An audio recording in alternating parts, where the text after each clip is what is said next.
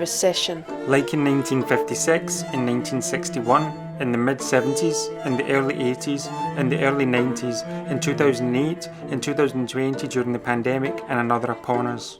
It's a never-ending cycle. The poor get poorer, the rich get richer. It's as inevitable as weeds in a premature grave.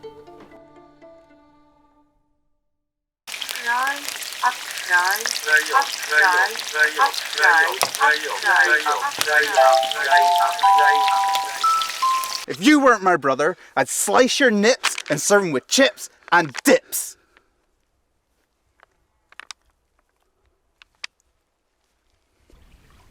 She was my wife. She was my wife!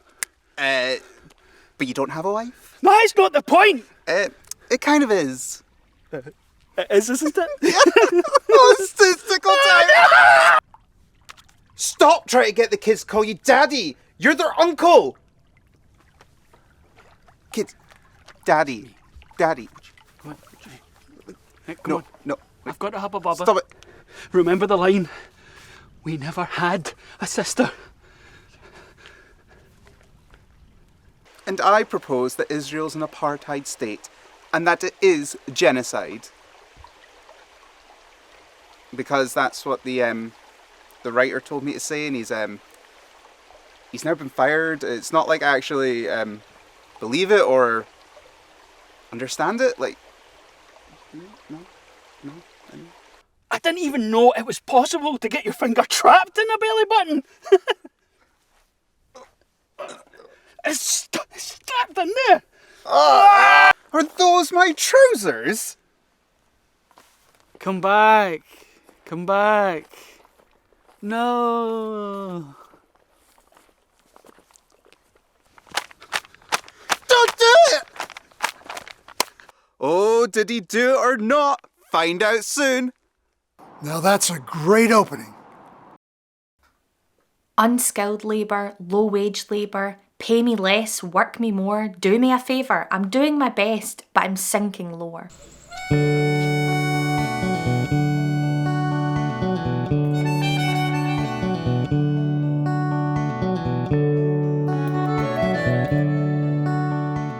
So, while the crew does some test shots, I'm going to introduce myself to you. So, here goes nothing. My name is Dolores, not Dollars. I make films. I'm not very good at it. I'm independent, like neocolonialism. I paused for laughs. You shouldn't have laughed, it wasn't funny. And you don't know my character yet. The Hollywood manual says character jokes don't work until the audience knows and is invested in the character. Do I look investable? Pause to let you think.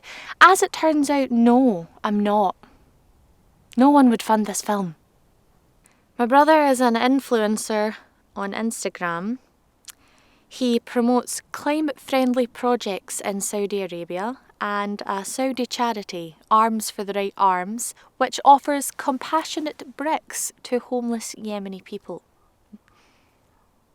I don't really like him, but this shout out means he might share this. So. We will now take our first social media break. Well, thank God for that.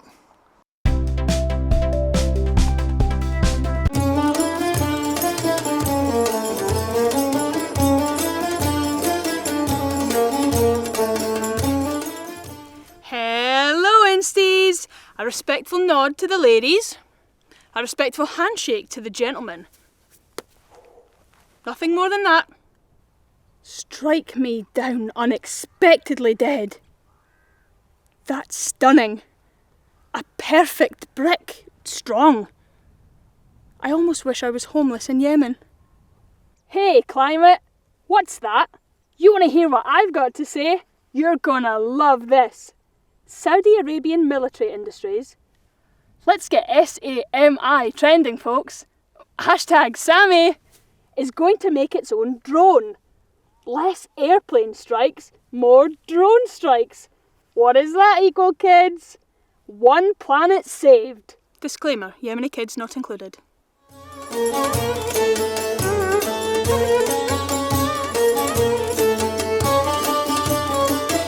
I smells competition. Oh, brick. I loved having this in the film. I wanted to make a film about unskilled or low-wage labour, about how these definitions encourage companies to pay their workers up to 50% less than their skilled colleagues. I couldn't get any funding. I tried to self-fund from my unskilled job at McDonald's, but my unskilled earnings weren't enough to fund my unskilled film about unskilled labour. Is it unskilled to be able to wipe up vomit without adding your own to the mix? Is it unskilled to pretend to smile and laugh at shit jokes from an endless line of customers freshly produced from the banter factory? Is it unskilled to stop your inquisitive mind from thinking, to condemn it to mindless repetition, to succumb to the fear of joblessness? Is it unskilled to show up on time, to work hard to do your job? No, it fucking isn't. Is it unskilled to struggle to make ends meet? To go without food, to go without heating? This is not what I'm paying you for. And now we're in a fucking cost of living crisis. Here's an incomplete short film I made about it. We had learned the hard way. There were 103 of our boys in a few months. They were a little better trained than the rest of them. The UK government plans to add 48 F-35B fighter jets to its military by 2025. The jets, produced by Lockheed Martin, the world's largest arms manufacturer, cost £90 million each. These jets will cost the public $4.3 billion in total.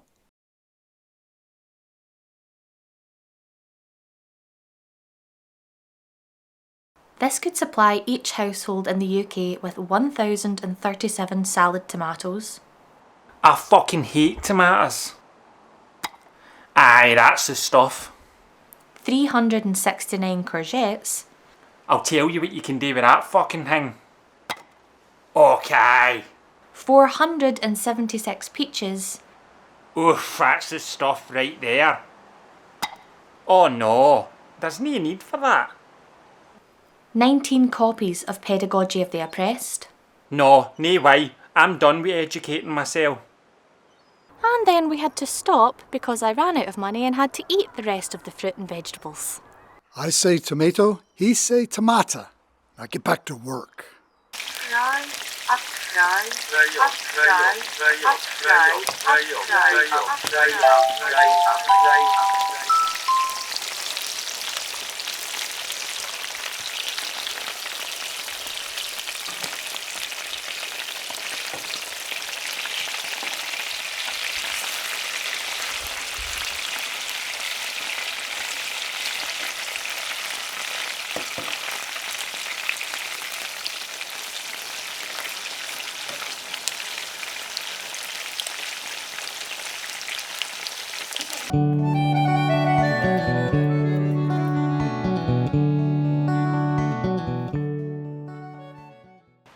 What is it about a park that makes it so conducive to romance? Is it the soft wind, the sense of seclusion, the scent of flowers, the heat from the ground, catching each other's eye, the naked flesh? Or is it the shit-stained benches, the copious litter, the disturbing rustling from behind the bushes, the promise of a quick wank if no one is looking, or the possibility of joining in a game of football?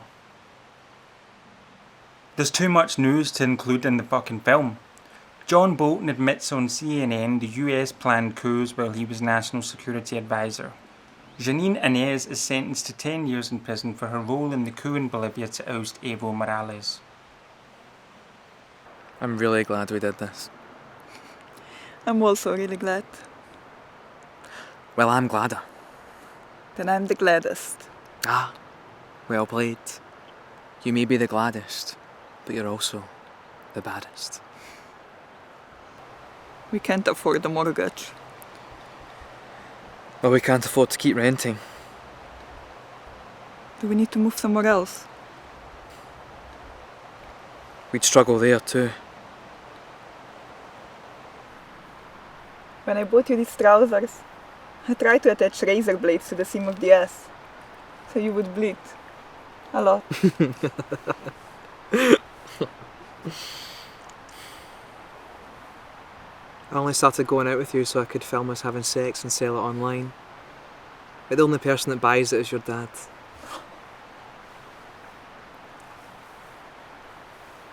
What should we do? I really don't know.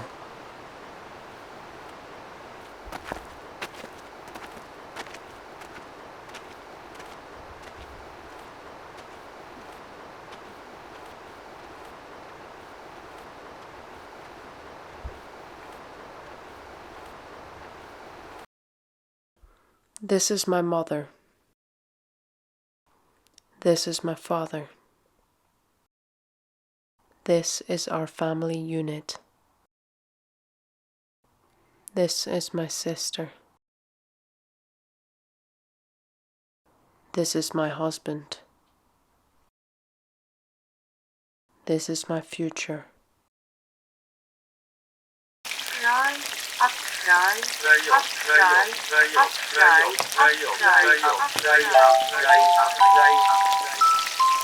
Part of the problem is that we're just so similar in every way. I mean, we look alike, we dress alike, we think alike, we even like the same stuff. And that's why opposites always attract, you know? We're always arguing, and then boom! Suddenly the cameras were rolling, just as I start punching him repeatedly in the balls.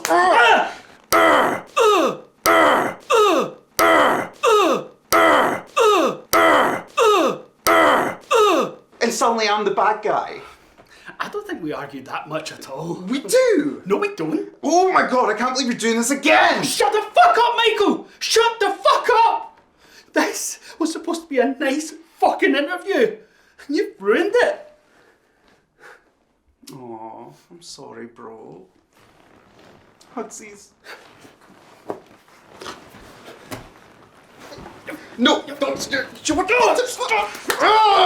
No, wait! Please stop! No!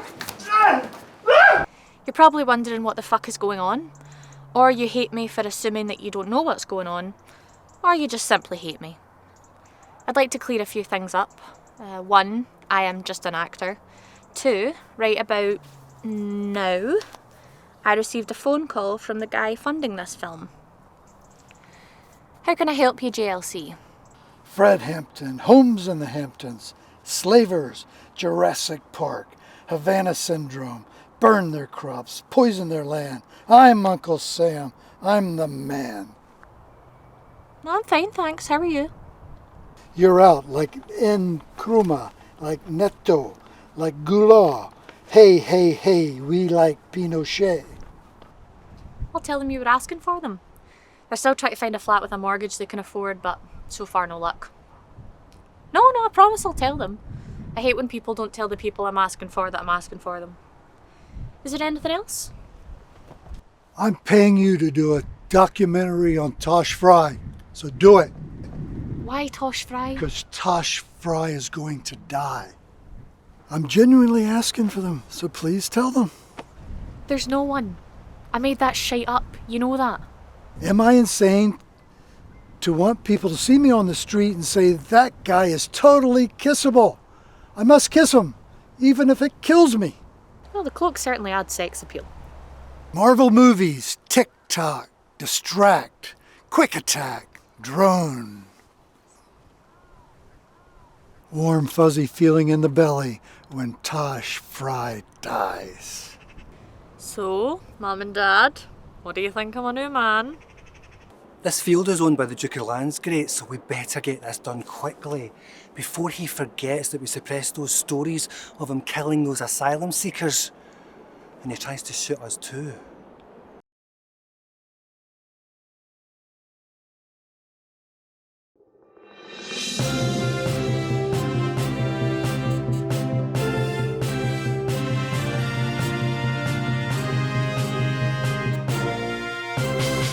I'm Archibald Burlingham, and I'm a representative of the mainstream establishment media. This is All You Need to Know News, a streamlined, simplified, more fun version of your usual news outlets. This is all you need to know. Queen Elizabeth, our most honourable majesty, stoic, heroic, yet personable and approachable, has had rings of steel installed around the perimeter of her expansive, expensive Balmoral estate in Scotland. You do you, your majesty, you do you. Our taxes are your benefits. Ah, she's a real cutie pie, isn't she?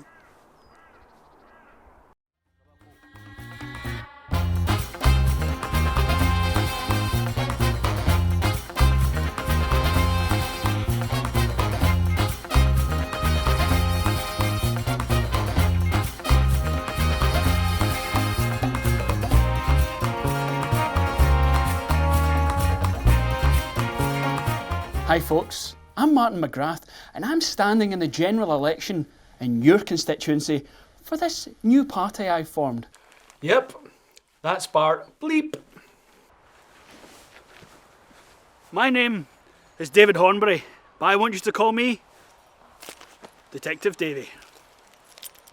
I, who single-handedly dropped all the litter you see around us. I, Mr. Litter. My name is Hamish Dick, and I make porn films. Ew, pervert, sicko! Honestly, I'm not like that. I'm not even interested in the pornography. It's the original storytelling that makes me come. I've written some really harrowing scenes in which the protagonist's wife and children die, graphically, of course, and then in the next scene he's having sex with some woman. I don't know. I mean, I don't even know anything about that. I don't write that bit. I wouldn't know how. And I don't like to look at cocks or touch them with my hands. So I do all the manual inspections of the male models with my eyes covered and my arms bound. It all started when my children left me after finding some new daddy on Kinder, the new app that brings loving dads and unloved children together. Kinder! Kinder Dad, is that you?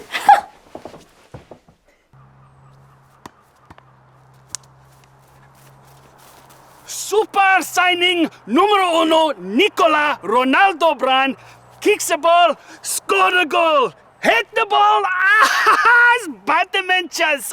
Oh. Listen, seriously, my friends, there is not enough religious bigotry in Scottish football. Huh? You have the Glasgow Rangers for the Protestants. We have Glasgow Celtic for the Catholics.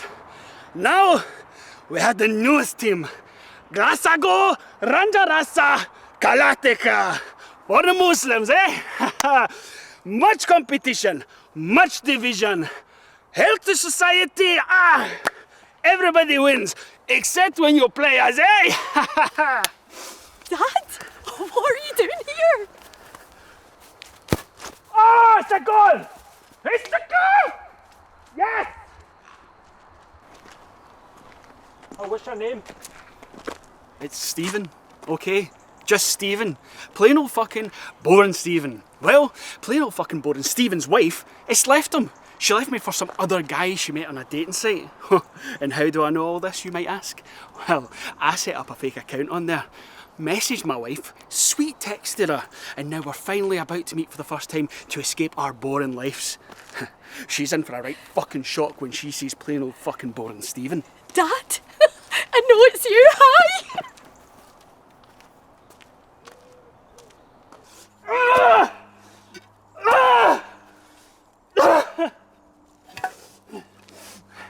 I'm Alastair Rennie.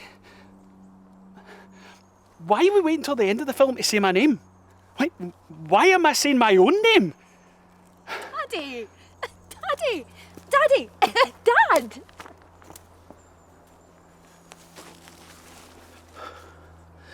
Why is this woman in every fucking scene of every fucking film we do? Yeah, no, none of those guys actually turned out to be my dad. You know, they all looked dead like him, but it wasn't him. It's okay. Oh yeah, it's fine. I'm just gonna keep looking. Be here somewhere.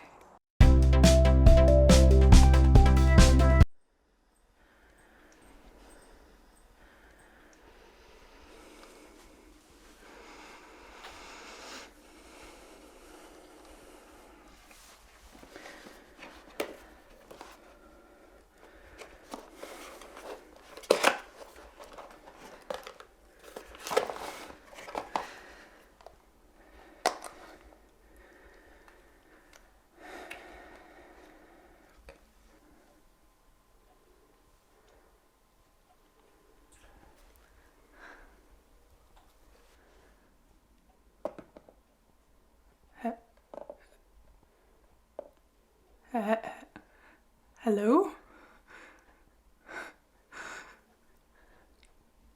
Hello?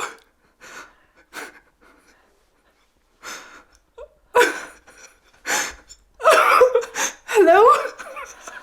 There's nothing wrong with fossil fuel extraction. I can't believe that's what I've chosen as my first words.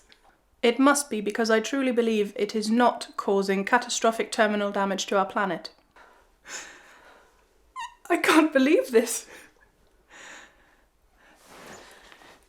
Please, talk to me. Tell me you love me. I want to hear you speak.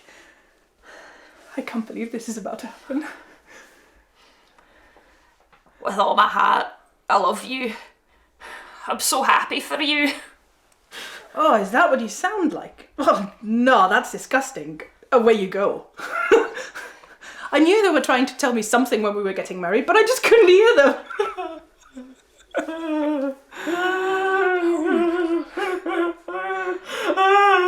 Invest in fossil fuels today, and like me, end the last chapter of your life.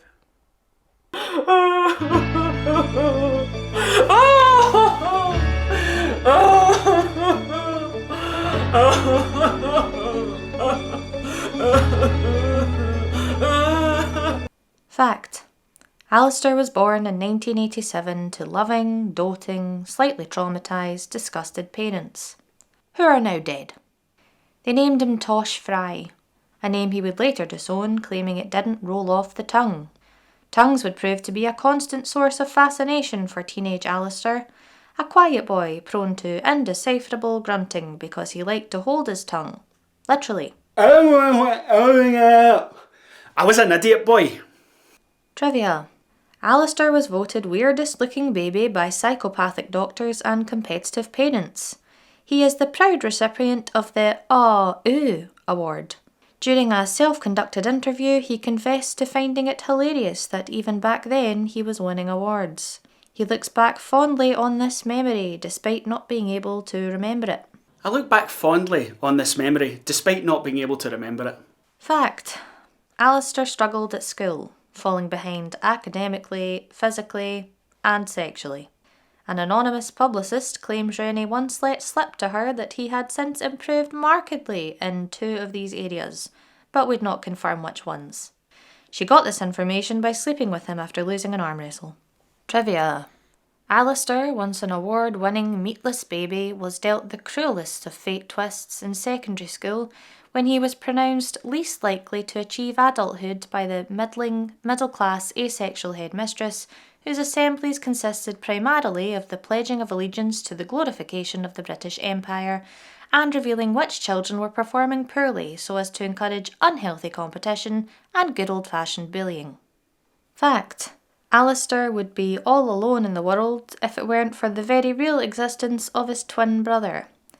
Their physical differences, an atypical anomaly, are caused by different diets, different skincare products, and most importantly, a mutual detestation of the other's appearance, which can cause the face and hair to distort, discolour, and misshape.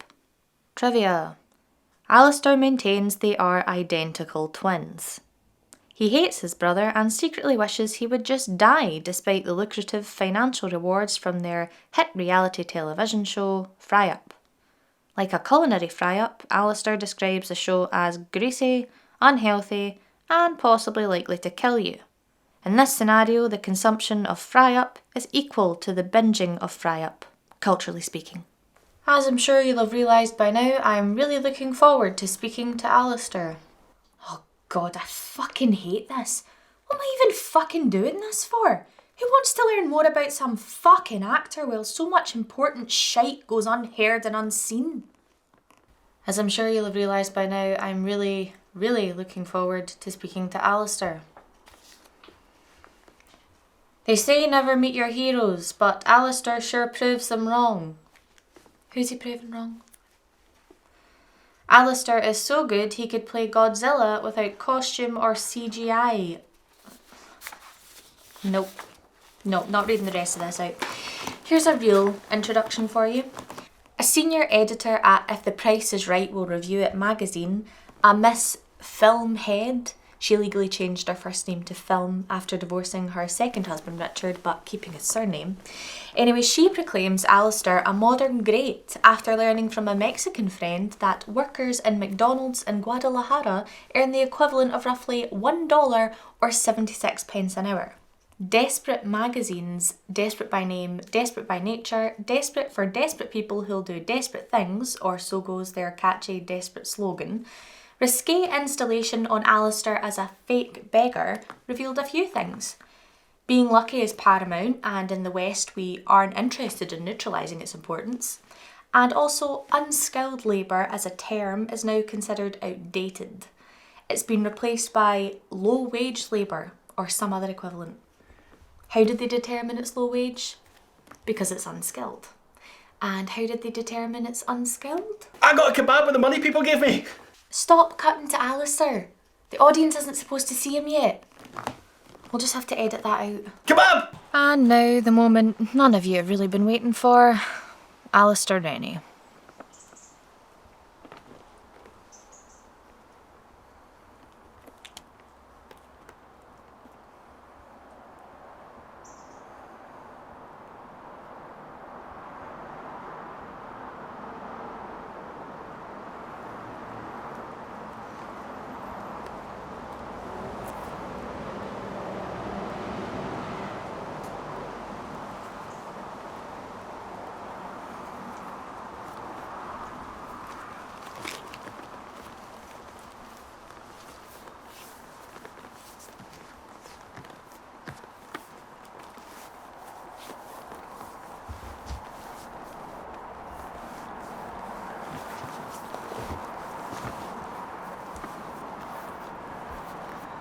Before we begin the interview, can I just wish you all a warm welcome to my driveway. Our lives are like bricks. We get trodden on, we get driven over, we brave the seasons, we wear with time, but we always stick together. Amazing. And yet to some, they're just a bunch of fucking bricks. It's lovely to have you all here. Oh, I've just had a thought. I've got some great pala de la muerte inside. It's a Spanish dish made with a mix of basil and basilicum. Would you or the crew like to have some just now? I'm gonna try to be nice to you, but I can already tell that I hate you.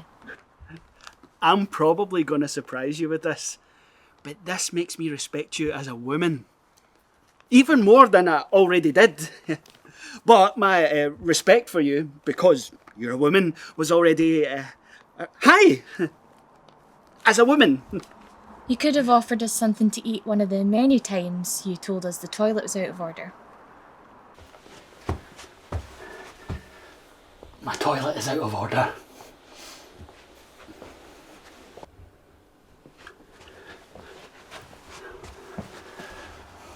My toilet is out of order. My toilet is out of order. It won't accept my 3 Ps. You do 3 Ps. A day, a year, at the same time. Paper, pee, poop. But not necessarily in that order. Because that would be a bit weird, eh?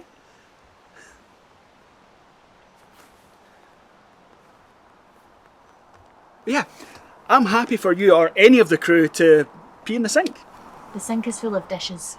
Yeah, but I can show you guys how to do it to avoid hitting them, so there's only a normal amount of pee debris. I didn't choose the dehydrated yellow colour for the kitchen counters. It just happened. Like, when one of you needs to pee, I'll come with you and show you how. Or I can do a quick demo. Why don't you just get your toilet fixed? I mean, where do you poo?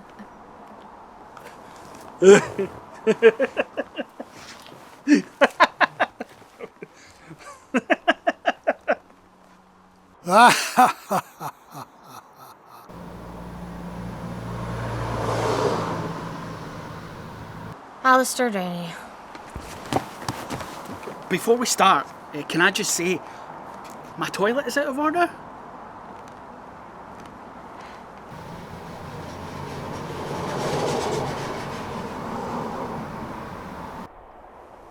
terribly brutal and senseless fighting has broken out somewhere in the Third World as protesters sought to remove an autocratic regime. Great Britain, bastion of democratic human rights, has attempted to mediate the conflict by pledging arms and military technology to aid the necessary repression. A leading military source stresses it is the best way to achieve and promote peace in the region. Accusations of British bias are totally unfounded, according to the lovely darling sons of the almighty Crown Leader. Oh man. They were commenting from Sandhurst, Britain's most prestigious military academy, where they graduated with top marks, fit and ready to oppress. And so handsome in their uniforms, adorable, drop-dead gorgeous.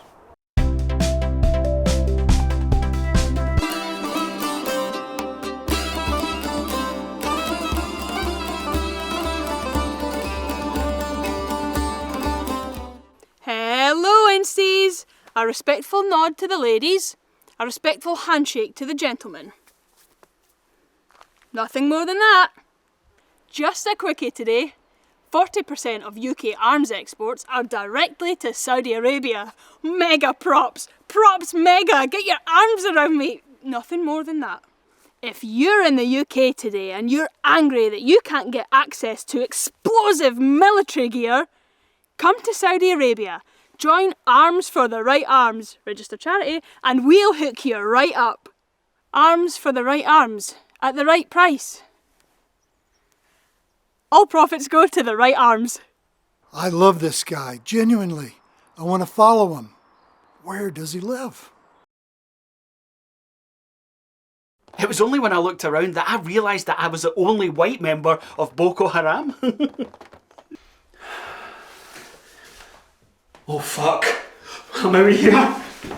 So in retaliation, I decided I'm going to go to her letterbox and scream into it that her house is on fire. I didn't realise that she was blind. Or that her house was actually on fire. The award was totally undeserved, but the money was great. And hey, I've got a new neighbour now. I'm not sexist, racist, homophobic, transphobic, xenophobic, ableist, ageist or pissed. Make sure you put that in there. I did a little ditty for JP Morgan. Put your money in our bank, watch it grow like you're having a wank. I just turned down Law and Order because I don't believe in it when Liam Neeson shows up at my door, slaps me, pinches my nipples and then tells me he's sorry that he's killed them. And he didn't mean my nipples, although they were sore. The toaster was 10 quid. I said, I'll give you 8. I got it for £9.50. But they didn't have any change, so I just gave them the tenner, but a win's a win. And I said to him, I don't think that's a dog. That's an armadillo. Can you say you have a black friend if it's one of your white friends blacked up?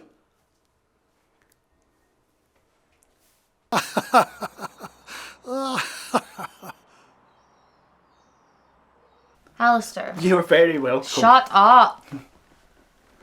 What made you want to become... Listen, before you ask this first question, I just want to make sure it won't hurt my kidney. Sorry? Oh, I appreciate that. Thanks. I had a kidney replacement around 6 years ago.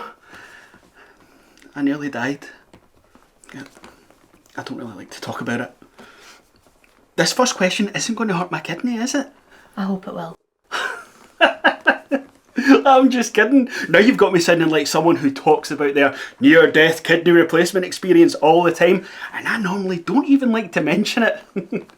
My kidney issues, I mean. Right, fire away.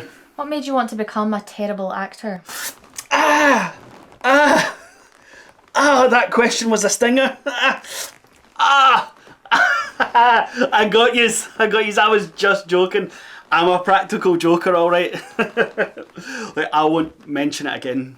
Honest.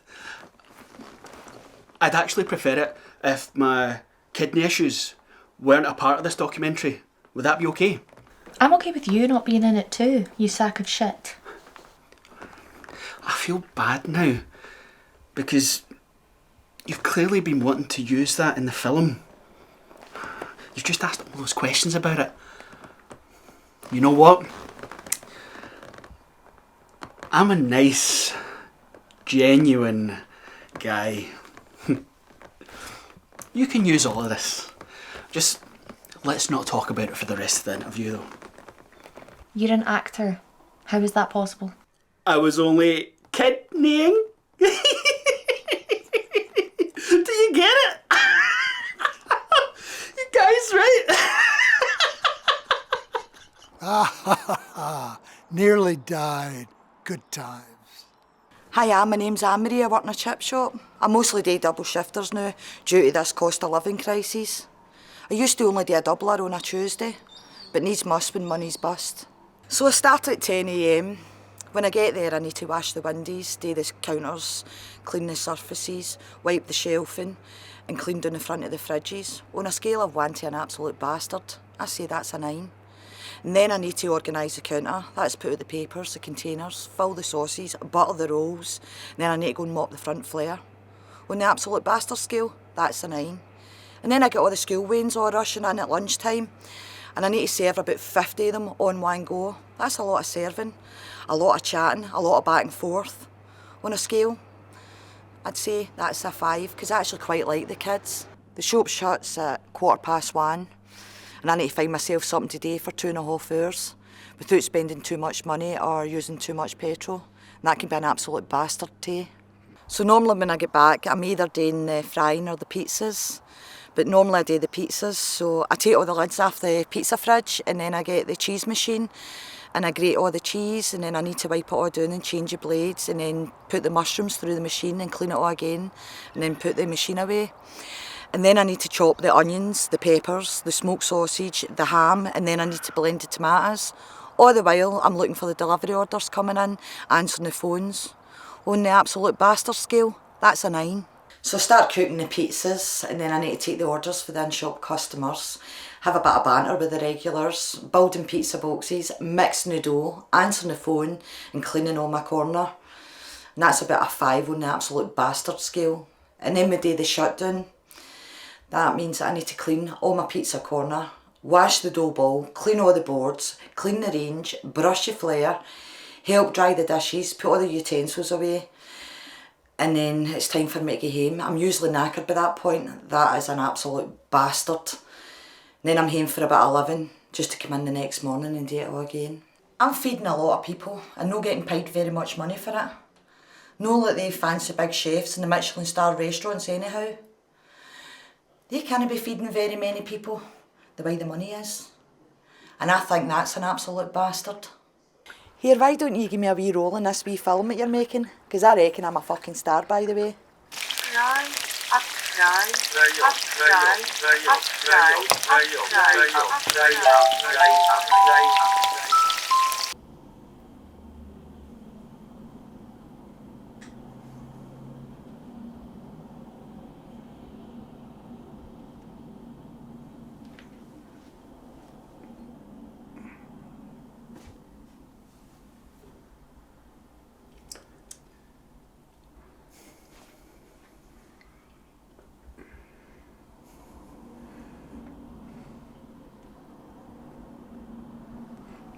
I may not be as smart as you, but at least I've got the looks.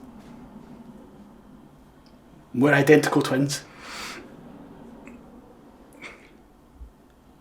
Shit.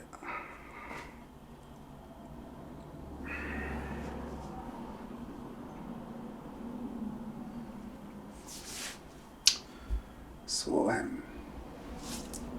is that Jill? I don't think so. I saw that picture you drew on the fridge. It was alright. That wasn't me. Cool.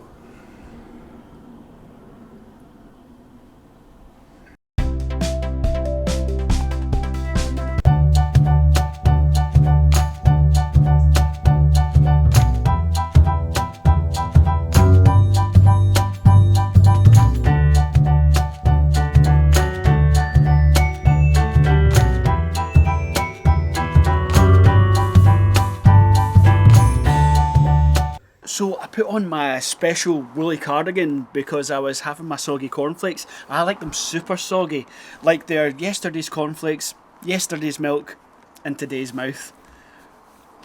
Wait, what were you asking me about? How did your mum and dad die? It's a long story. 9/11. They died in 9/11. No. The war in Iraq. They fought in Iraq. No. For a while before we invaded them, there were stories in the press like Saddam Hussein was planning to start a humanitarian crisis amongst his own people. Something that we would never have done to them, by the way. And then, how Saddam was refusing to distinguish between dwarfs and children for his sordid sex games. Sorry everyone, under serious duress, waterboarding, we were forced to remove the sound of this shot in which we joked about Prince, now King Charles, accepting large cash donations from the brothers of Osama bin Laden. All this information is now redacted.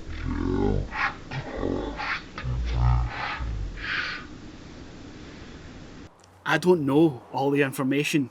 Anyway, all this meant that a wee holiday in Iraq was as cheap as Iraqi chips. I have some statistics here. I'll keep it together. I can do this.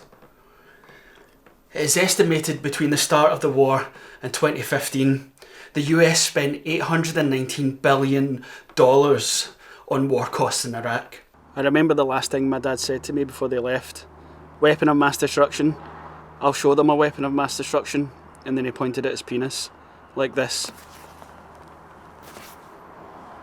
It was really funny.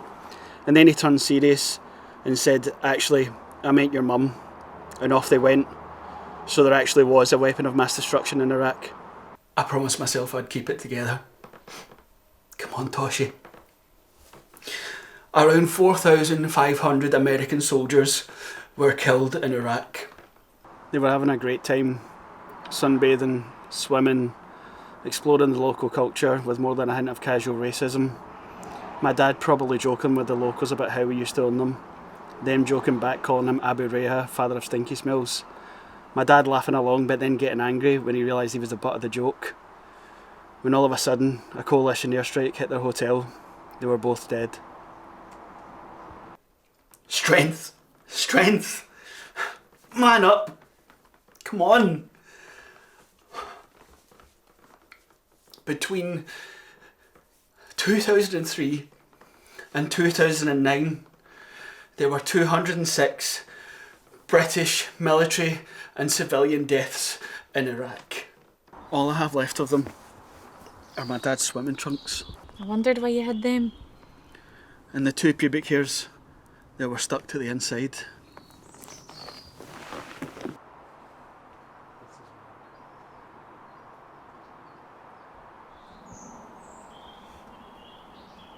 Here they are.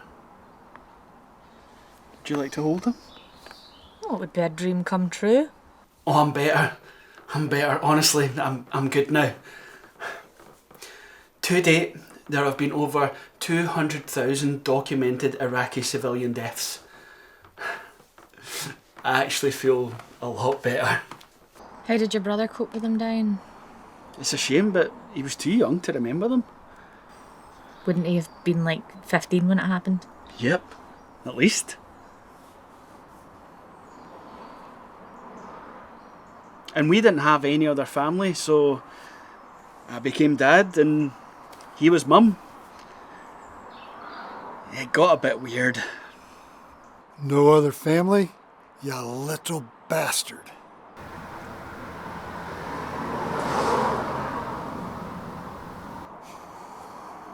What a great question. I'd have to say no.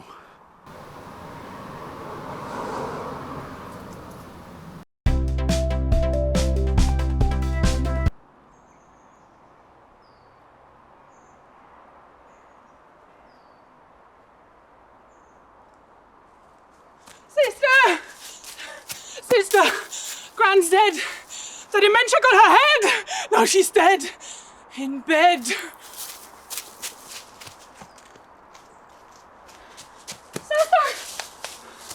Sister! Granddad's dead! I yelled at him that Gran's dead! And he just just fell over. I'm dead. Sister! Mom's dead 10 years ago. I just remembered. Sorry, I'm dead. Sister! What? Cousin Jed, dead, bled, shed. Kisses won't revive him. Dead? Sister! Your husband's dead. He didn't love you. He loved me. I gave birth to your children, not you. Dead!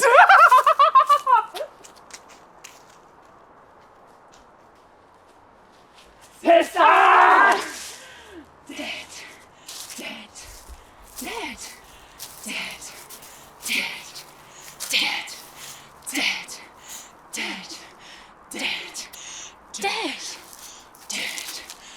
Dead. Dead. Dead. Dead. Dead. Dead. Dead. Dead. Clearly you don't have any real acting talent. Was there some other similar talentless actor that inspired you? Excellent question. Well done. All this humble greatness started when I discovered Scottish silent actor Jock King trying to eat his own elbow. I'm not joking you. Each film was him trying a new way to eat it. And one of them he put his favourite barbecue sauce on it to kind of entice his mouth more. But I tell you, that elbow would not be eaten. A fantastic actor, so determined to beat insurmountable odds. Like me. Kidney.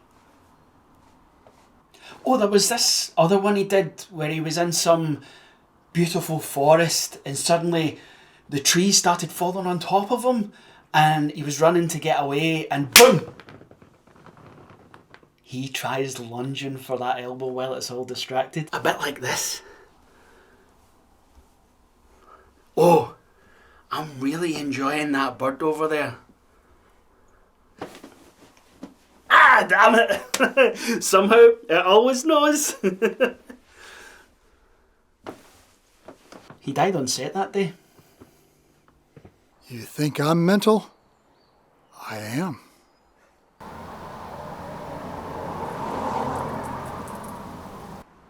In order to conform with film and television's monoform, thanks Peter Watkins, in other words, in order to suppress thought and manipulate emotion, we will now move on to an entertaining, that's debatable, clip show containing some of Alastair's best acting moments. This will be a very short clip.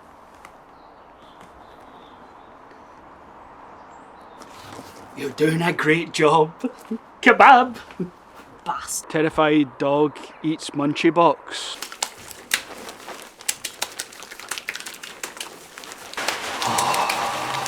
Bye everyone. Ow!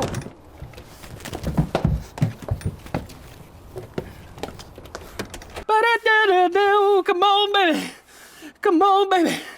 You used to be filled with dirty junk. Now brace yourself for this handsome hunk. Have you fucking seen him? Hi. As a woman. I'm sorry, Malika. Stop pushing me out, Granda.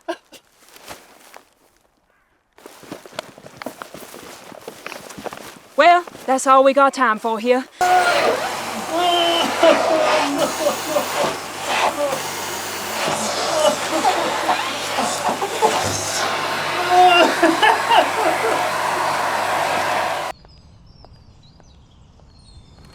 Oi, wait, stop!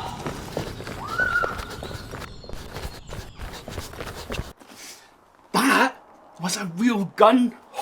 And one of the other takes actually did shoot her.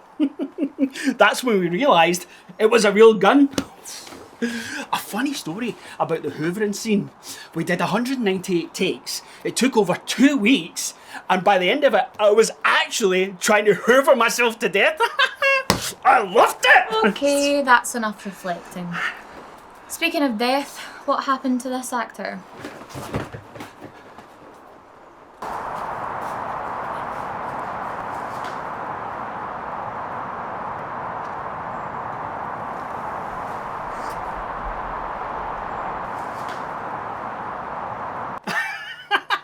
That was my granddad. My actual real life granddad. And yeah, that's actually him dying. Pfft, what a character. Firstly, it's weird that you're so happy about that. Hey. Secondly, he looks almost exactly like the man who's funding this film.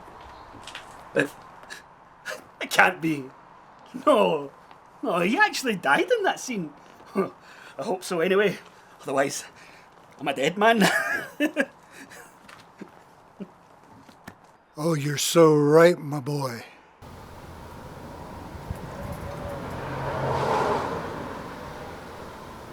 And now time for an uplifting entrepreneurial story. Centrica, owners of British Gas, announced a £1.34 billion profit in the first 6 months of 2022. They've increased profits by 500%. Wow, that's impressive. I wonder if you'd all care to join me in a quick round of applause. Please, join in from home. At the very least, the clapping might warm you up a bit. A real victory for capitalism, proof that privatisation of all industry is the way to stay. A bit of analysis here for you. I hope I'm not straying beyond my remit here. This victory could not arrive with more pertinent timing as greedy, lazy strikers threaten to upend our lives. A bit less striking, a bit more grafting, eh, girls and boys? Do you think the bosses take the day off? Do you think they have easy lives? No. Why not binge watch Dragon's Den on BBC and pick up some business tips today? Failing that, there's Love Island on Channel 4 or ITV. It's also similar and so many great options. So put something on and rest your mind. That's it. Let the thoughts go. Forget all about it. It's all done with. All your problems are over. Until tomorrow. I spent the worst 2 days of my life researching your career. Apparently you made a lot of money from this advert.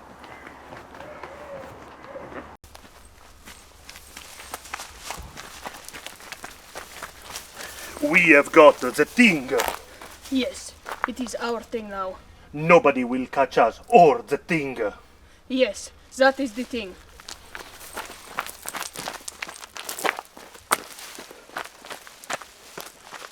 Unlock the door.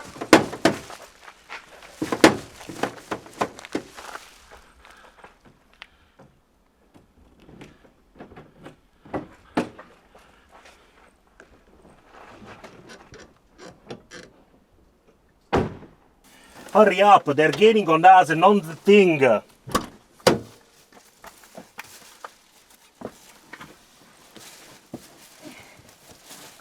Wait. The thing is too big. I need to put it in the back.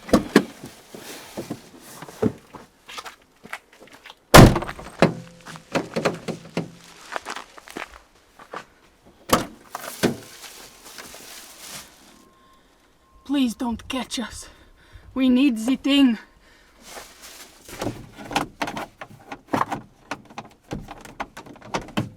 We are so close to having the thing.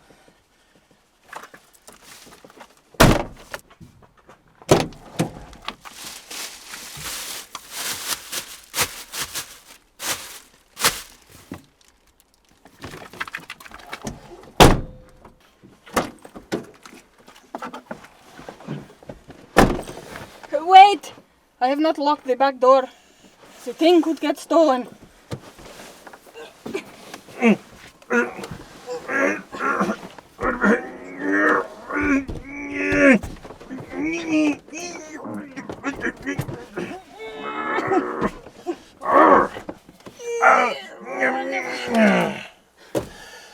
The thing.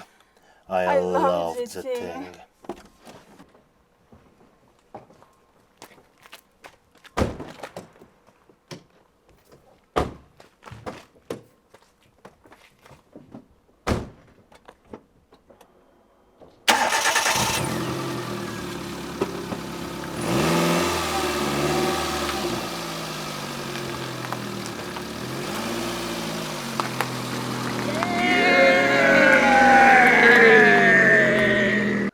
thing is...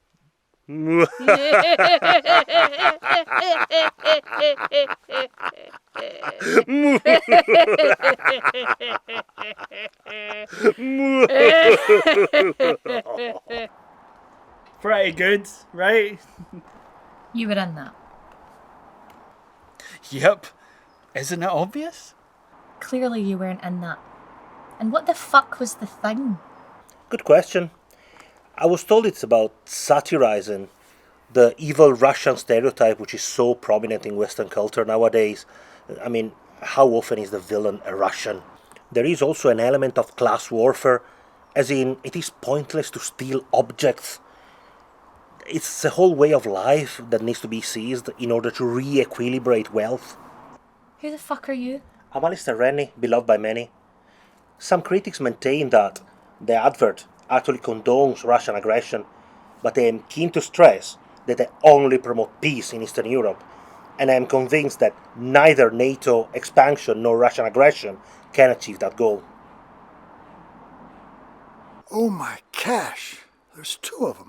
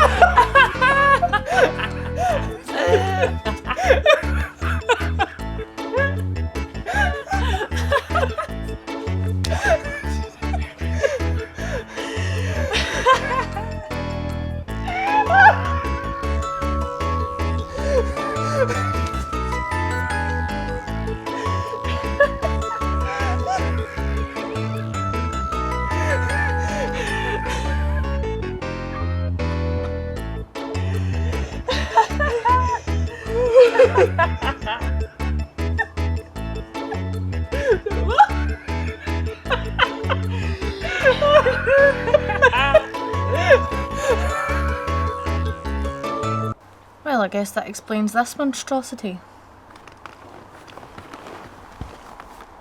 You belong in the bin, and I don't mean the recycling one. Oh yeah, well, you used to be funny.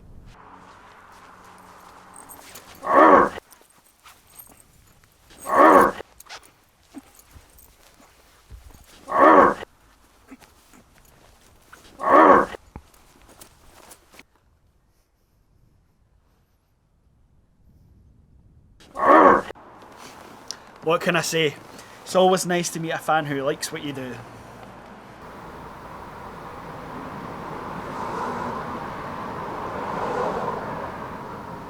L'indifferenza è invero la molla più forte della storia, ma a rovescio. Ciò che succede, il male che si abbatte su di tutti, il possibile bene che un atto di valore generale può generare, non è tutto dovuto all'iniziativa dei pochi che fanno, quanto all'indifferenza, all'assenteismo dei molti. Ciò che avviene non avviene tanto perché alcuni vogliono che avvenga, quanto perché la massa dei cittadini abdica alla sua volontà e lascia fare, e lascia aggruppare i nodi che poi solo la spada può tagliare, e lascia salire al potere degli uomini che poi solo un ammutinamento può rovesciare. La fatalità che sembra dominare la storia è appunto l'apparenza illusoria di questa indifferenza, di questo assenteismo. Dei fatti maturano nell'ombra perché mani non sorvegliate da nessun controllo tessono la tela della vita collettiva e la massa ignora. I destini di un'epoca sono manipolati a seconda delle visioni ristrette, degli scopi immediati di piccoli gruppi attivi, e la massa dei cittadini ignora. Ma i fatti che hanno maturato vengono a sfociare, ma la tela tessuta nell'ombra arriva a compimento. E allora sembra che la fatalità travolga tutto e tutti, che la storia non sia che un enorme fenomeno naturale, un'eruzione, un terremoto, del quale rimangono vittima tutti, chi ha voluto e chi non ha voluto, chi sapeva e chi non sapeva, chi era stato attivo, chi indifferente. E quest'ultimo si irrita, vorrebbe sottrarsi alle conseguenze, Vorrebbe che apparisse chiaro che egli non ha voluto, che egli è irresponsabile. E bisogna perciò educare questa sensibilità nuova. Bisogna farla finita con i piagnistei inconcludenti degli eterni innocenti. Bisogna domandar conto a ognuno del come ha svolto il compito che la vita gli ha posto e gli pone quotidianamente, di ciò che ha fatto e specialmente di ciò che non ha fatto. Bisogna che la catena sociale non pesi solo su pochi, ma che ogni cosa che succede non sembri dovuta al caso, alla fatalità, ma sia intelligente opera degli uomini. E perciò è necessario che spariscano gli indifferenti, gli scettici, quelli che usufruiscono del poco bene che l'attività di pochi procura e non vogliono prendersi la responsabilità del molto male che la loro assenza dalla lotta lascia preparare e succedere.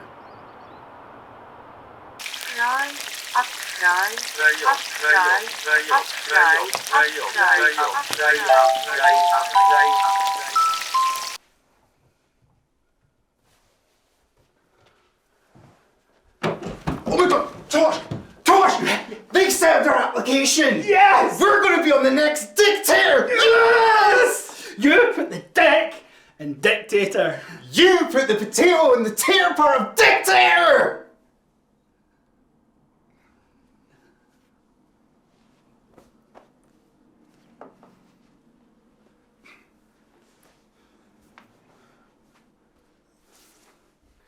It's a new reality show where a bunch of contestants compete to be the next dictator of some African country like Zimbabwe or Paraguay.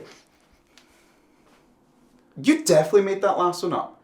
Putting dick in front of something is usually bad. You know, there's dickhead, there's dick disease, and dick advocate. It's not bad in front of vagina. Ew. I mean, yeah, that's great. I love that. This was one of the questions on the application. What would you do if a religious group annoyed you a wee bit? Exterminate every last one of them! Yeah! Here's a scenario. Your country is rich in natural resources. What do? Use it for the welfare of your people, or privatise it and sell it off to multinational Western conglomerates in exchange for personal gain and protection? I just put exterminate again? I thought it would be nice to give the poor people some of the shittest paid jobs and sell it anyway. It would keep them happy. And if they're not happy, exterminate! Exterminate! Yes!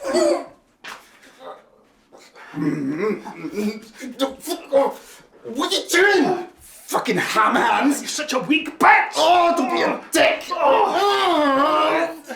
Your fucking testicles are like fucking hanging gammon! Fuck off, you vagina! At this point, I wanted to have Woody Guthrie's All You Fascists Bound to Lose playing, but I was told there was no funding for that. Woody Allen is not going to be in this film. The best bit about working in the chippy is definitely the customers. I absolutely love the customers. They're hilarious. We've got this wee regular guy that normally comes in. Every week's the same story. He always comes in and goes, You're one fine looking woman. For a distance. Every week I laugh, I think it's hilarious. This one time we get robbed with a guy with a balaclava. I swear it was the worst balaclava ever. His big nose was protruding through the eye of the thing. But we thought it was a wind up. It was Friday night tea time and he's like, give us the money. I was like, I went with my rolling pin. I went, my $5's my rolling pin, mate. And he's like, I need money. Pure shouting at me. I shouted back up and says, we all need fucking money to get a job like the rest of us. We normally get cheeky customers on the phone. And I think this was a good few years ago, which was probably best. And I probably wasn't in the best of mood. I'm normally in high spirits. But I get this customer and the usual stuff is, what's your name, what's your address, what's your phone number? And I had this man, I must have been having a hard day as well. And he's like, you're not getting my bloody phone number. And I was like, listen mate, I went, I've got your address. I'll be running to put in your windies later and I'm not a fucking glazier. So, but the man did phone back 20 minutes later and apologised profusely.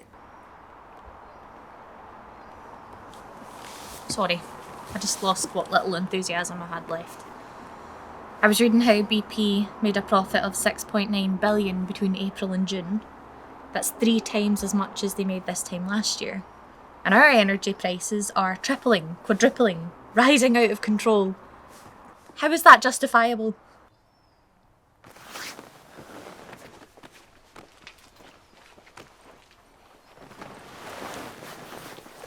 It's cronyism, it's late-stage capitalism, it's privatization, it's the complete obliteration of fairness, of humanity. But oh, thank God the football's on and rivalries are divisive. It's a stage of diplomatic alleviation, of paltry remuneration, of poverty figures swelling like an empty belly. When I worked in McDonald's, unless I forced myself to think, I would do each task on autopilot. And those moments of empty thoughts are lost forever. Sometimes I wonder what I was thinking about.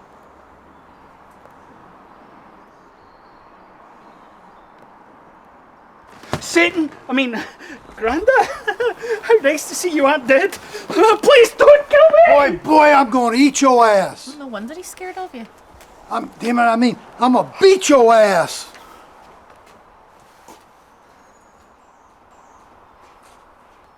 %20 of low-wage workers have an insecure job. A zero-hour contract is equally beneficial for owner and employee. The owner doesn't have to provide a minimum number of hours for the employee and therefore saves money, which they need. The worker doesn't get the work they require to earn the money they need and therefore saves themselves the hassle of survival.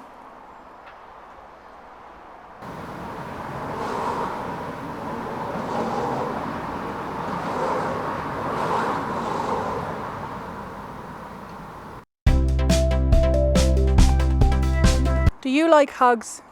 I bet you do. Who doesn't love a big, wet cuddle? But do you know how to get a hug? I have invented a foolproof way to get a hug. And I'm a fool. Come in, you come. Come in, you come. Come in, you come. Oh, fine then. She doesn't even like me because of that one time when I accidentally spat on her dog. Come in, you come. It wasn't an accident.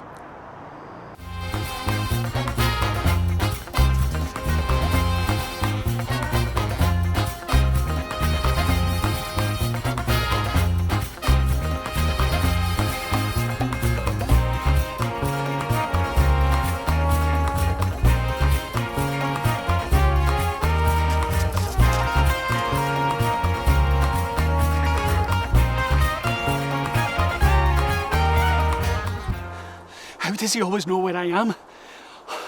My God, he is actually CIA? Of course, cunts in action. God! Alastair! Take the children instead! No, thank you. I'm from All You Need to Know News.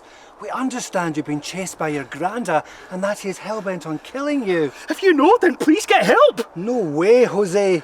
That would require responsibility and accountability.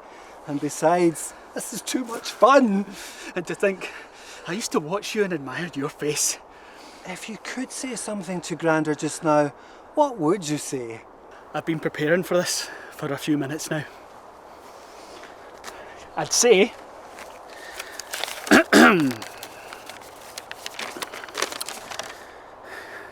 Granda, it's been a long time since we thought you had dementia and dumped you on the street. We thought you would die, or at the very least, you'd forget all about it. I love you very much. I love your bald head. I love the white hair that's all over your body. I love the way you smile when you imagine something dark and bad happening. I love the way that you nibble at your food and then give it to others. I love your auctions on eBay and how you describe items incorrectly to encourage higher bids. I love your fingernails and scraping them clean of the dirt of age. I love you, Granda. By the way, it was my twin brother Michael who dumped you on the street, so really you should kill him instead. With my blessing. I'm totally unprepared for this.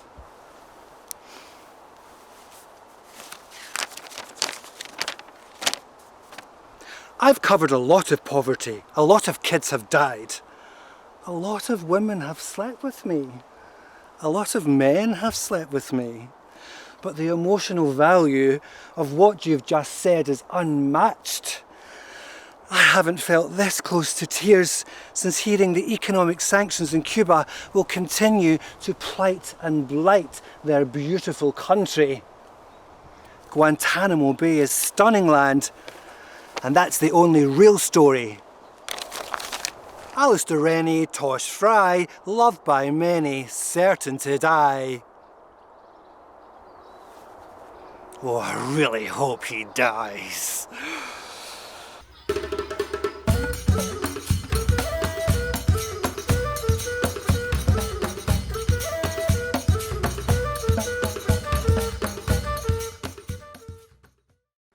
In neighborhoods like these, they were lifelong enemies. On one side, the Davis family. On the other, the Davies family. And they hated each other. By the way, Davies was their surname. It wasn't a family of guys all called Davy. Because that would be stupid. It all escalated when the youngest Davis son, a prissy military man in the making, a prepubescent private, bought the house next door to the Davies. The Davises used that house to terrorize the Davies family. Conducted military operations to preserve their way of life, threatened as it was. I would make stew, lace it with laxatives, and leave it outside for the Davies kids. Why did they like stew that much? And who eats stew that they find outside? Anyway, they would shit everywhere, and then they would shit some more trying to get their shit together. We even spread rumours that the eldest Davies son, a cunning, conniving colonel, had impregnated Mrs. Davids. She's 97, and people bought it. We had to shove a pineapple up her boggin blouses. She loved it. Said it reminded her of a dog she once had, but refused to explain why. Anyway, an independent community commission forced the son to pay child support to her. The best part was she was doolally, so we'd just walk in and take the money. The Davies were outraged. The stew was too good to be true. They formed an alliance, of sorts, with the Davises' neighbours, the Davidsons. From there, they mounted their first attack.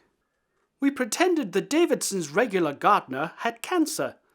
The Davidsons, gassy geriatric generals, forgot we'd made that up and fired him for being too sick. His replacement, who we planted, that's a gardening pun, would go to the adjoining fence, reach through the stainless steel slats under the barbed wire with a hoe, a gardening hoe, and disturb the soil. Ah! Take that! 2 problems though. Their garden was needing weeding, so it was actually helping them. And every time he stretched through, the barbed wire tore whole chunks of his flesh off. And then we realised they had CCTV. They could see it all. The gardener, an astute, admirable admiral, disappeared. He had dug his own grave. The next day, the Davidsons' house blew up. Investigators concluded it had been a spontaneous explosion, hastened on by an atmosphere of negativity. It's socialism, I tell you! The Davidsons died. One of them got it in the tub, the other in the butt, or the other way round. I have a note here that claims they were expendable burdens, shit at everything, even being old. The Davises also intensified their provocation of the Davies. The Davis kids would jab at the Davies with table forks, morsels of juicy beef cutlets, reducing their lethality. The worst thing they did to us, manipulating the neighbourhood into believing I had a tempestuous affair with your daughter Candy, a crazy capital corporal. Yes, I touch candy all the time. I eat candy because I love sweets. I don't like chocolate though. Weird, but not racist. Oh shit! Just realised the worst thing they did was when they killed us. Sorry, spoiler! The Davies were obliterated. The greatest ignominy befell them in purgatory. The Davises took their house and adopted their youngest daughter. The transition was smooth. After all, it was only a case of dropping an E from her surname. The Davises run that community now. Nothing happens without their permission. If they knew about this report, we'd be in serious trouble. Are they following us? Go, go, go, go, go!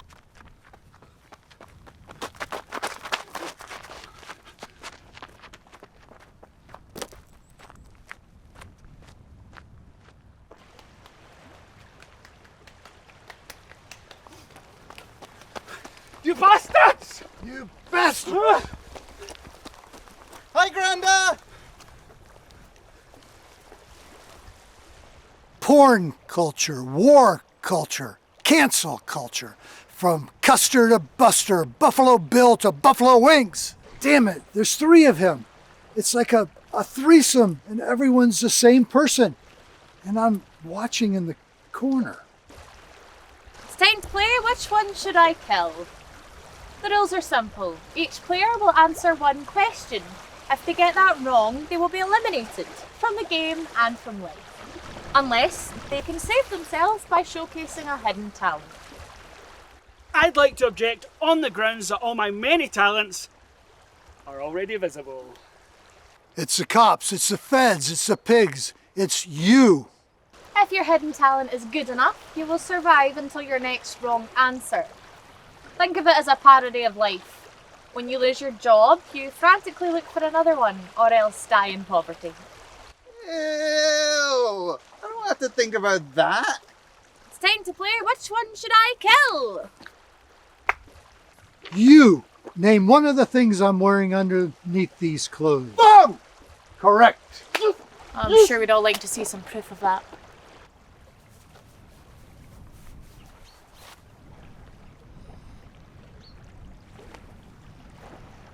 You! Another item. You got a great taste in thongs. I'm wearing the same one. Oi! No sticking up. I know this one. I do. I know it. Aha! Another thong. Robert Altman's revisionism of American mythology. Correct. Yes! Get the fucking... You cunts are dead! Dead! Fucking dead. Third contestant. Can you name 5 of the 22 countries Britain has not invaded? Sweden, Belarus, the Ivory Coast, Mongolia, Bolivia. I can do the other 17 if you want. You! What's my full name? Granda Fry? You think his first name's Granda? Is it Raheem? No, it's Rashid. Really? It's John.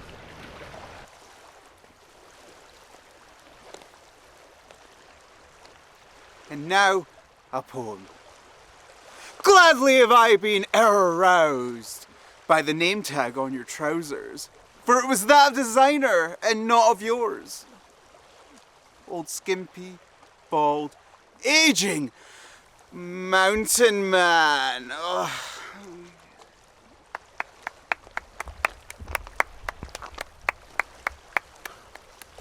Beautiful. Absolutely beautiful. I had no idea you were gay. The boy stays for now. You! What's my full name? Raheem Fry?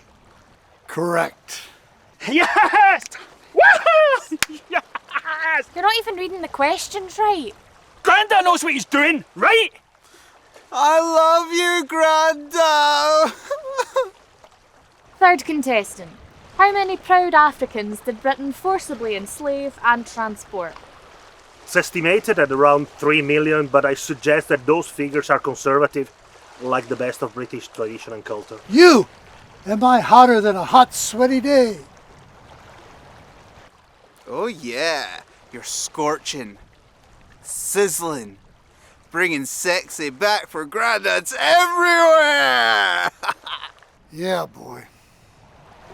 I'm not sure that's healthy. Are you trying to say my Granda isn't sexy as fuck? You! Sup, Holmes? Scenario. I'm in the car.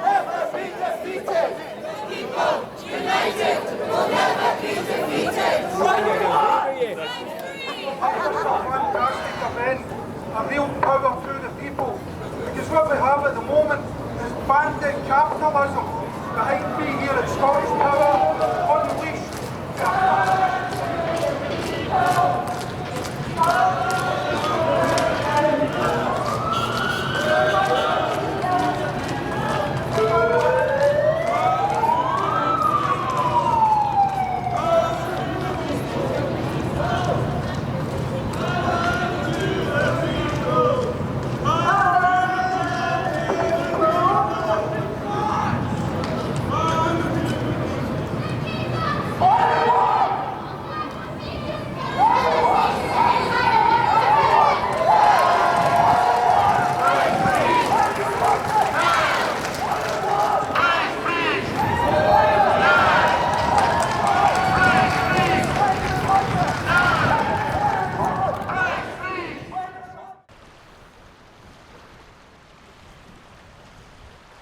And remember, my fellow subjects, rule Britannia. Here it's all you need to know news. There's no propaganda, no fake news, and we will never feature subliminal messaging coercing unemployed young men from poor backgrounds into joining the army.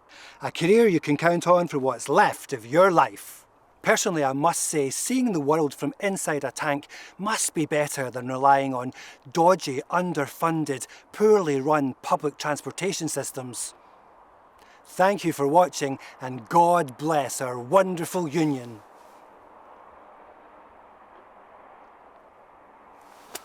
Thank fuck that's over. Am I right?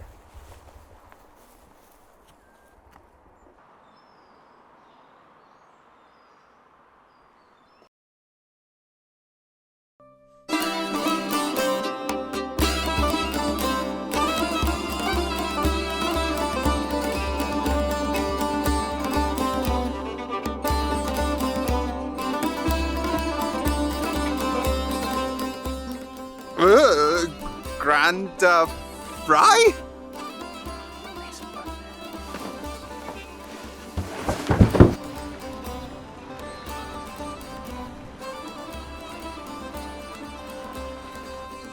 I almost wish I was homeless in Yemen. Do we need to move somewhere else? We'd struggle there too. Oh, I really hope he dies.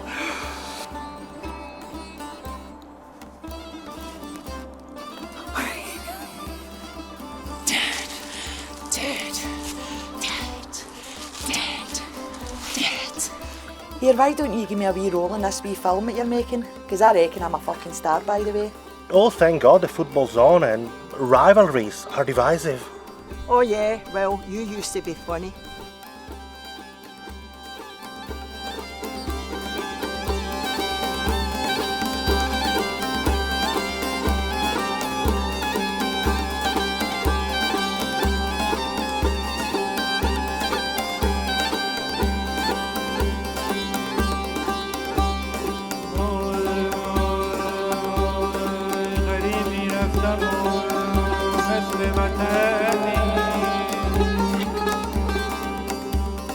غم خوردن کسی